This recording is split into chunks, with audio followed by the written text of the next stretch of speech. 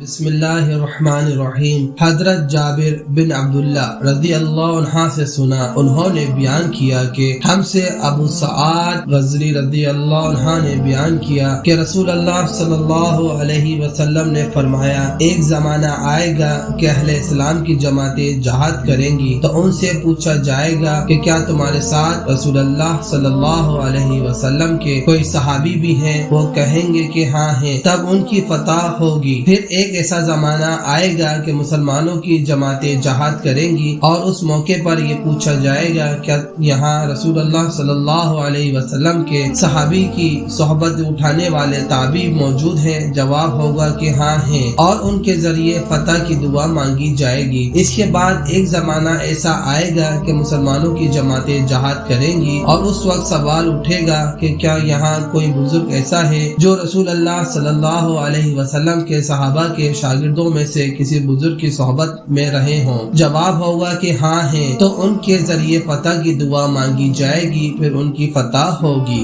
صحیح بخاری حدیث نمبر 3649۔ رسول اللہ صلی اللہ علیہ وسلم نے فرمایا، میری امت کا سب سے بہترین زمانہ میرا زمانہ ہے، پھر ان لوگوں کا جو اس کے زمانے کے بعد آئیں گے، پھر ان لوگوں کا جو اس زمانے کے بعد آئیں گے۔ حضرت عمر رضی اللہ عنہ کہتے ہیں کہ مجھے یاد نہیں کہ حضرت صلی اللہ علیہ وسلم نے اپنے دور کے بعد 2 زمانوں کا ذکر کیا یا 3 کا۔ پھر آپ نے فرمایا کہ تمہارے بعد ایک ایسی قوم پیدا ہوگی جو بغیر کہے گواہی دینے کے لیے تیار ہو جایا کرے گی، اور ان میں خیانت اور چوری اتنی عام ہو جائے گی کہ ان پر کسی قسم کا بھروسہ باقی نہیں رہے گا، اور نظریں مانگیں گے لیکن انہیں پورا نہیں کریں گے۔ حرام مال کھا کھا کر ان پر موٹاپا عام ہو جائے گا۔ صحیح بخاری حدیث نمبر 3650۔ نبی کریم صلی اللہ علیہ وسلم نے فرمایا کہ بہترین زمانہ میرا زمانہ ہے، پھر ان لوگوں کا